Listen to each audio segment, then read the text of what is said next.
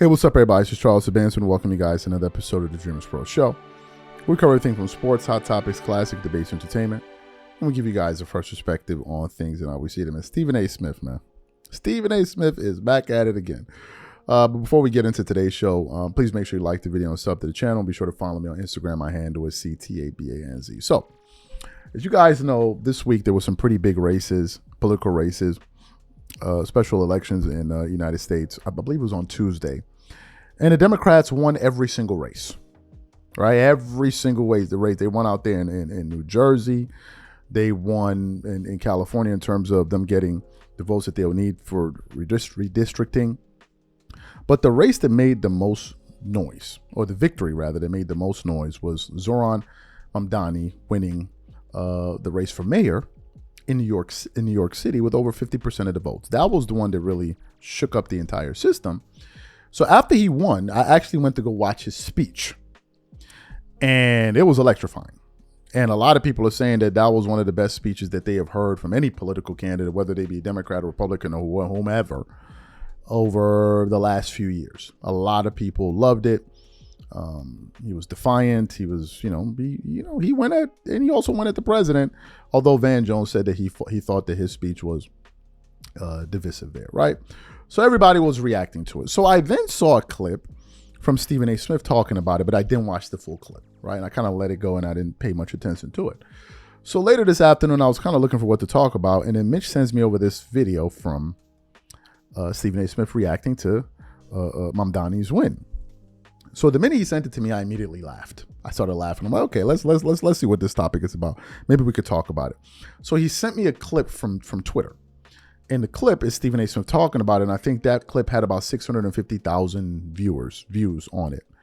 So usually what I like to do is whenever I watch a clip from Twitter, I usually read through the comments to see what people talk about, right? To see what people's reactions are to what said person just discussed, right? So what we want to do is we want to play what Stephen A. Smith said first, right? After Zohran's victory. And then we're going to come back because this thing gets pretty hilarious from that point forward. Take a listen to what Stephen A. Smith said initially after he won the race. I'm going to tell you why I'm not happy about it. I like Mamdani. I'm looking forward to interviewing him. He's promised to be on this show. But I'm very, very concerned about some of the things that he said. I'm very concerned about what he once said about defunding the police. I'm calling 911. I'm being real with you. I'm calling 911. That's what I'm doing. I don't want to see less police officers. I want to see more police officers. I heard him talk about mental health experts in the subway system. I don't care about that. I want cops in the subways in New York City, where I was born and raised. Born in the Bronx, raised in Queens. That's what I want. I want to hear about no damn mental health experts in subways. Nah, I'm not trying to hear that, okay? 2% tax on the rich. Okay, fine. 11.5% capital gains tax on its face. Okay, fine. Free buses. Free grocery stores in each borough. Really? Really think that's going to work? Ladies and gentlemen, we're at a crossroads in this nation. And there's no way to slice it. And the level of vitriol that you see amongst the American citizen is because, God forbid, that you have a difference of opinion. It's not enough to agree. People have to be disagreeable. And you have to be selfish if you're a person that's rich, that's making money, and you don't want to pay your fair share of taxes. Well, when you think about the billionaires in the state, in the city of New York, they make up about 48%. In terms of the amount of taxes that they dole out compared to the average American, compared to the rest of New Yorkers. And if you're talking about raising their taxes while doing these other things, you're making New York unattractive, not just for residents, but for businesses. And if you make it unattractive for businesses and you compromise the ability to be the capitalist that these people are, then they take their businesses elsewhere. So the money that they paid on their homes, or in rent, they move out of the city or the state. Businesses follow. And ultimately, the tax burden falls on to New Yorkers out there, which means that rent freezes, which is also something that Mamdani pushed, Is that really going to be plausible? Are you really going to be able to freeze rent? Or are you going to end up hiking it? Because you don't have enough people here to pay it. Tax revenue, where you getting that from? See, these are all the kind of things that we have to connect the dots and ask ourselves, 1 + 1, does it equal 2? Is it really plausible that these things are going to happen? According to Mayor Hochul, 90% of the stuff Mamdani said he can't do on his own. He got to come through her in the state legislature in order to get it done. Is he going to be able to do that? What level of support is he going to have outside of young whippersnappers out there who love him and are so in love with his personality and everything else that they didn't really dot the I's and cross the T's and look at actual policies and the kind of effect that's going to have on New Yorkers? That's what I'm worried about. I hope I'm wrong. Because talking to him, I liked him. I'm looking forward to sitting down and interviewing with him. I just want to know where the money coming from. See, I count. Okay, I count. And I can't tell you how many young teenagers, it could be daughters, it could be nieces and nephews, it could be friends and family members or relatives of folks along that age gap. And you're asking the same question. And you know what you come up with? The people who love Mamdani the most are not people who pay bills every day. I'm not saying that applies to everybody. I'm not applying that. But they certainly not people that pay bills every day all the time. You don't see business owners clamoring to support them. I'm just saying these things are important to bring up. Because there's going to be a divide that takes place. Remember, Mamdani's ascension and his win in the mayoral election in New York last night is entirely different from what supposedly transpired in New Jersey with Mikey Sherrill beating Citarelli for the gubernatorial seat, and of course in Virginia, where this lady Sears ultimately lost to Abigail Spanberger. By the way, I think Spanberger and Sherrill were roommates at one time or another. Winsome Earl Sears, she lost by convincingly, to say the least. But the reason I bring that up is because their campaign was a bit different than Zohran Mamdani. They were talking about affordability issues just like he was. But they were also a bit more pragmatic in their thinking.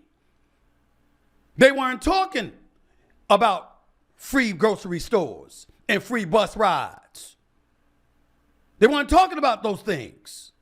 They were talking about centrist kind of policies that would ingratiate themselves with the vast majority of American citizens in their respective states, because guess what? They recognize that's where the meat of the electorate lives. Not on the fringes with extreme progressivism.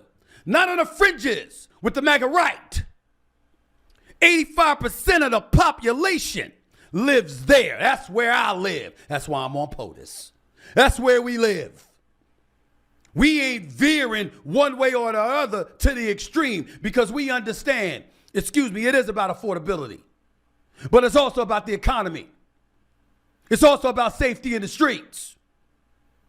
And when you're talking about the combination of a free bus rides or free grocery stores, and oh, by the way, less police, or at least not more police officers, and not prioritizing law enforcement in the streets of a city, of a state, of the United States of America, you got a problem. Fantastic. So you heard what he had to say. So if you were listening to him, he was talking about, free food, free grocery stores, free bus rides. He spoke about he wants more police on the street and blah, blah, blah, blah, blah, blah, blah, blah, blah, blah. So as I scroll down to read the comments, usually what happens on Twitter is people can respond with another video under a particular post.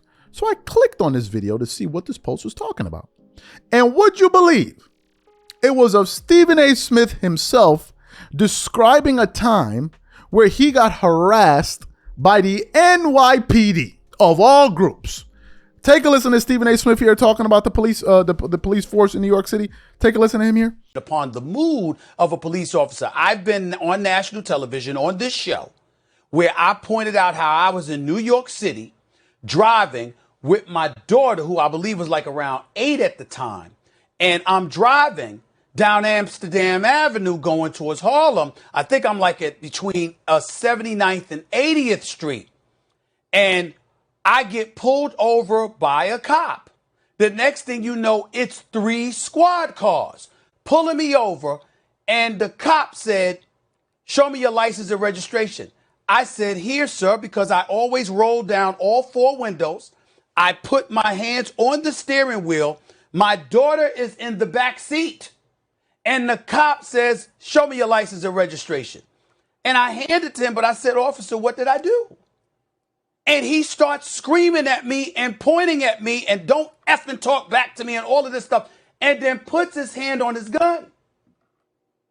And it wasn't until the other officer came to him and the officer said, oh, and he said the S word, oh. And then he grabs the officer, pulls him away. And then the officer comes back to me, hands me my license and registration. Have a nice day. So evidently the officer noticed who I was and let me go. So you heard it. So let me get this straight. Stephen A. Smith is talking about he wants more police on the streets and all of this and da-da-da. And I'm all for safety, by the way.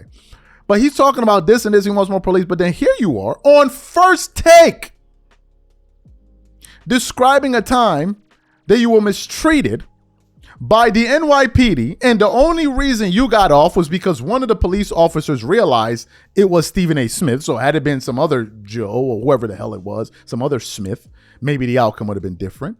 But then now, after Zohran wins, you're now talking about, oh, you know, I don't want there to be less police officers on the street. And I said to myself, I said, you cannot be serious. You can't be. Like, you can't be serious. That's the first part. This second part is this.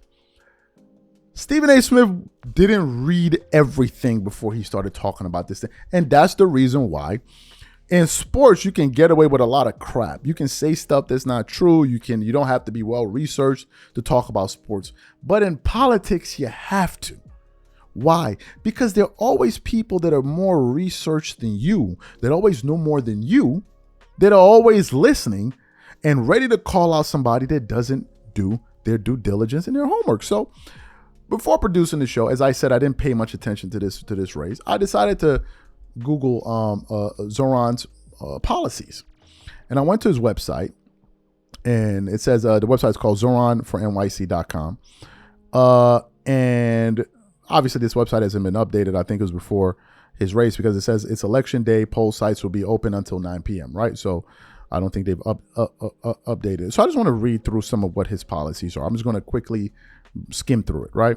New York is too expensive. Zohran will lower costs and make life easier. So let's look at some of the key tenets of his policies. Housing. Freeze the rent. I'm just going to read a little bit.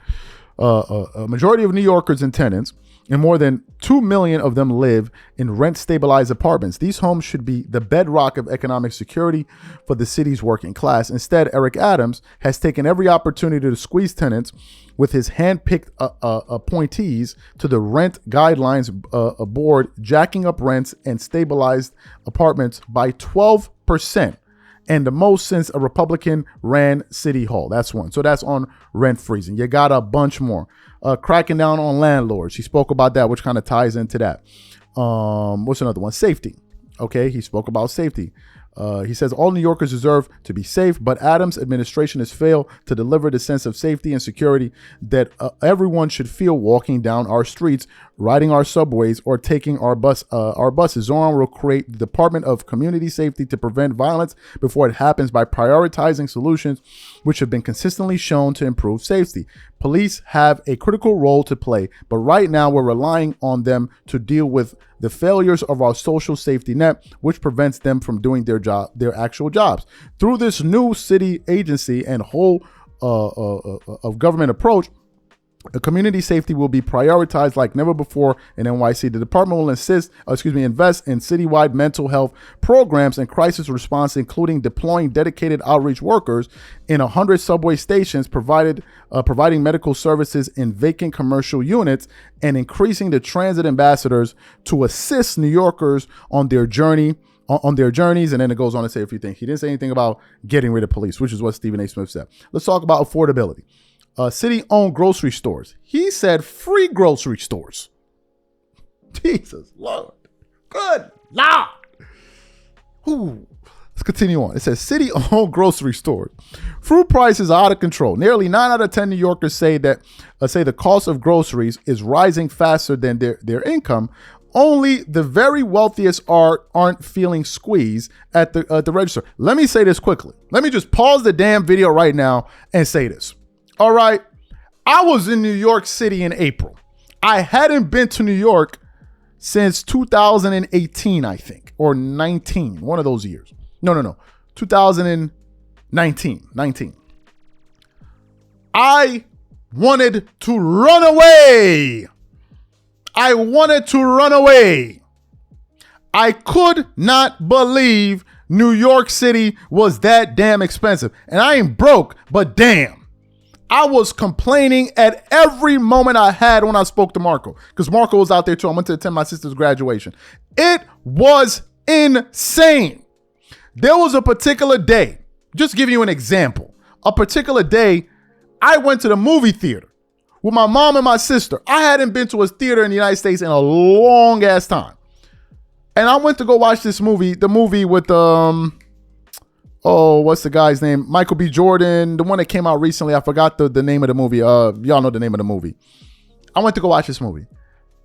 I went to go pay for the ticket and I was asking for water, like to buy water at the movies, at the AMC out there in Manhattan by Times Square. They told me the price of water. The guy was standing behind me. I said, what? How much for water? For water. It cost this much. The dude behind me looked at me. He was like a Spanish dude. He looked at me like, yo, what's going on? You don't know what know what it is, baby. I was stunned. We were on, I forgot what block it was. I was trying to get to 34th Street. It started raining. I'm like, yo, Marco, let's pull up let's get an Uber because it was raining, right? And I wanted to catch an Uber like 12 blocks. And it was like $30. I was like, yo, we're walking. Not that I didn't have $30, but it's insane. So New York City is outrageously expensive. And it doesn't matter of, a person has money, so therefore no. Even if something doesn't make sense, you shouldn't pay for it. So just getting back to the cost of things, New York City is out of control. It's out of control. Let me get back to this here. It then says, as mayor, Zohran will create a network of city-owned grocery stores focused on keeping prices low, not making a profit. Without having to pay rent or property taxes, they will reduce overhead and pass on savings to shoppers. They will buy and sell at wholesale prices, centralizing warehousing and distribution, and partner with local neighborhoods on products and sourcing. Now, this is a great idea. How this is going to work in terms of, because the key part here that he just said, which is without having to pay rent or property tax, I want to know how he's going to acquire these buildings or whatever, these stores, to then do all of this. Because if you don't have to pay the rent, and rent is a huge factor when it comes to bills, especially in New York freaking City, it's a great idea. I have to go in and kind of peel. As I said, I didn't pay much attention to it. And then there's another part I want to get to here, which is the part where Stephen A. Smith talked about paying for our agenda, taxing corporations. Let's get to this part. Zohran has a plan to bring down the cost of living through city-owned grocery stores, universal childcare. Why anybody would be upset with that, I don't know. And other bold proposals. And he knows exactly how to pay for it too. Zohran's revenue plan will raise the corporate tax rate to match New Jersey's 11.5%. New Jersey, that's another incredibly expensive place. Bringing in $5 billion, right? And he will tax the wealthiest 1% of New Yorkers, those who earn above $1 million annually, a flat 2% tax rate. Right now, city income tax rates are essentially the same whether you make $50,000 or $50 million. Zohran will implement common sense procurement reform and sensible no bid contracts, hire more tax auditors, and crack down on fine collection from corrupt landlords to raise an additional $1 billion. And he has a full article. Let me say this, because Stephen A. Smith has brought up this point, Patrick David has brought up this point, other people have brought up this point, that people are going to leave New York. Nobody's leaving New York.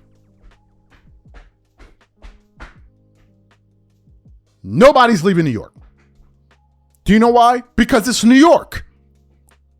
Saying people will leave New York is like saying people are going to leave California. For as LA, or California specific, as expensive as those places are, as people are leaving, people are always moving in. Haven't you ever asked yourself the question, for as expensive as LA is, for example, why didn't LeBron and all that, why don't they leave? Why don't they leave? Do you know why? Because they have no problem paying the premium to live there. They're not leaving. New York City is never going out of style. And guess what? Even if you do leave New York, somebody else will come. Somebody else will come. You think all these billionaire hedge fund managers and they're going to leave New York City where their business is to go somewhere else because they didn't want to pay maybe a percent or two more in taxes? Like, who are we kidding? They're going to leave their business behind. They're going to leave their business behind, right? And then go somewhere else. Now, what's interesting about this is Stephen A. Smith is saying, these people are going to leave. You're going to leave New York City where you make your money to go elsewhere. So let me get this straight. You're going to leave New York where you make most of your money, move to another state where your business is not at, where your connections aren't based, and do what? And make less money there? Like, what are we talking about? Stephen A. Smith is hollering and screaming. Is he leaving New York? Is he leaving? If you're making $1 million a year, this percentage increase is going to, and here's the part that I got to say, okay? Because I did some quick research. I checked, what's the average salary in New York City? Last time I checked is $51,000 a year, right? Other places I checked out, like the Bronx and others, they're saying it's 51, 34, whatever, right?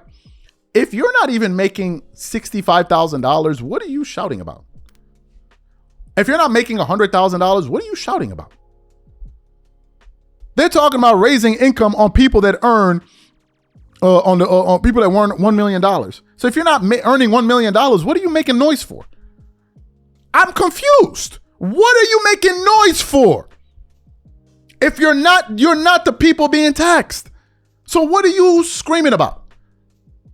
In fact, most likely these policies may benefit you. What are you screaming? People just scream because they have lips. They just talk because they have mouths. Oh my God, you don't have the money. What are you talking about? Oh man, look at what they're doing in the stock market. How much money you got to invest in the stock market? $350? Shut up. Shut up. You got people complaining about things that they don't qualify to complain about. If you're earning 50, 60, 70,000, 30,000, 45,000, 85,000, what are you hollering about? What are you screaming for? This don't apply to you. I'm confused. It doesn't even affect you, but you're there running your mouth. Oh my God, blah, blah, blah, blah, blah, blah, blah, blah, blah, blah. Obviously, there's a problem. I lived in New York. New York City is expensive. It's expensive. I don't care what somebody said that never lived in New York City. It's expensive. Your opinion don't matter, bro. 50% of the people voted for him because that's what they want. That's clearly what they want. People are talking about, Stephen A. Smith was talking about people that can pay $25,000, $35,000 a month on rent. He wants to superimpose their opinion and make it seem like that's what more people. So if that's the case, why didn't they vote for him? Why didn't they vote for him? Rich people ain't leaving New York, and if they leave, more will come. This money that he's screaming about, there's nothing to them. They're still paying it regardless. They're not going to leave New York City. Leave New York and go where? Leave New York and go where? And go to where? Like, what are we talking about? It's New York freaking City. Ain't nobody leaving New York. And if they leave, somebody else will take their place. What are you talking about? Oh, man, this is going to get people to leave. And then the craziest part about it, Stephen A. Smith don't even know the facts. Free growth. Where did he say free? He said lower, cheaper, control prices. He didn't even read nothing. He just went out there, turned on the mic, because he's like, well, I guess this is what the conservatives want to hear. Let me say it anyway. This is what happened, bro. Like, come on, man. You got to do better than this. Your platform is too big to be out here just saying, just misquote, like just getting it wrong, blatantly hollering, screaming wrong, shouting about it. Come on, man. And for those of y'all who don't qualify, you need to shut your mouth. Shut your mouth. Because you'll be the same people. If you lived in New York, you would benefit from it. So shut up. Shut up. Talking about, oh, New York City gonna go to the dog. New York is never going anywhere. It's never. That's the financial capital. If it's not London, it's New York of the world. It's not going anywhere because of a new mayor. Because they raise taxes here, a percentage there, New York is going to disappear. And they got you fools running around thinking the billionaires are going to leave New York. Yeah, right. They're going to leave New York and go where? What do you think people that live in New York, you think this amount of money is what's going to scare them off? The big boys in New York, this tax is what's going to scare them off? Oh, my friends are running away because they didn't want to pay an extra 2%, 3%. Oh my God, they're going to be poor. Knock it off. Jesus Lord. It be people that never even been to New York, never lived in New York. Talking about, oh, people going to leave New York. Where they going to move to? I don't know, Alabama or something. Like, knock it off, man. Ain't nobody leaving New York City. Nobody's leaving New York. Nobody's leaving. It's New York City. It's too hot to leave. It's too lit to leave. Ain't nobody leaving New York City. Knock it off, man. I'm out. These are my thoughts.